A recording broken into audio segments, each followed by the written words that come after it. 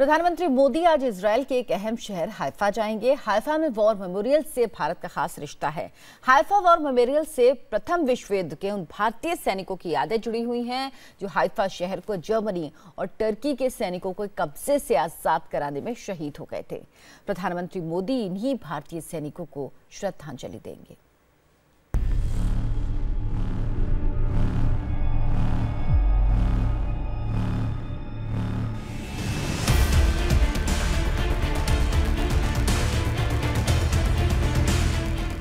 Israel के इस शहर में उन भारतीय सैनिकों की वीरता की गाथाएं बच्चों को पढ़ाई जाती हैं जिन्होंने अपनी जान की बाजी लगाकर 23 सितंबर 1918 को जर्मन और टर्की की सेना से शहर को आजाद करवाया था। इस इजरायली शहर का नाम है हाइफा। आज प्रधानमंत्री मोदी वीर भारतीय सैनिकों के वॉर मेमोरियल को देखने इजरायल के इस महत्वपूर्ण शहर जा रहे हैं। पीएम मोदी हाइफा में भारतीय सैनिकों को श्रद्धांजलि देंगे। इजरायल शहर हाइफा को आजाद कराने में भी भारतीय सैनिकों की अहम भूमिका रही थी। उन वीर शहीदों को श्रद्धांजलि देने के लिए हाइफा जा रहा हूं। हाइफा की लड़ाई को प्रथम विश्व युद्ध के दौरान लड़ी गई अहम लड़ाइयों में से एक माना जाता है। हाइफा शहर को आजाद करवाने में जोधपुर के मेजर दलपत सिंह के नेतृत्व की महत्वपूर्ण भूमिका थी। जर्मनी और टर्की की सेना ने हाइफा के दुर्ग पर कब्जा कर लिया था।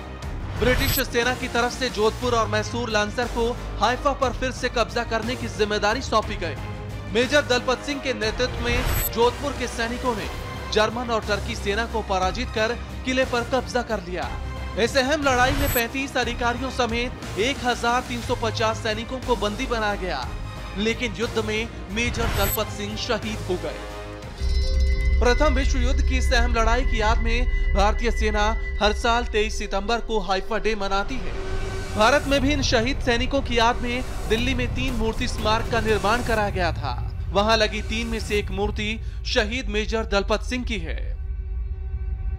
इस साल 23 सितंबर को हाइफा युद्ध के 98 साल पूरे हो रहे हैं।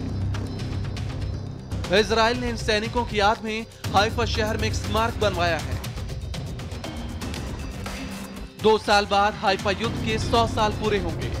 इस मौके पर इजरायल सरकार बड़े स्तर पर विशाल समारोह करने की योजना बना रही है।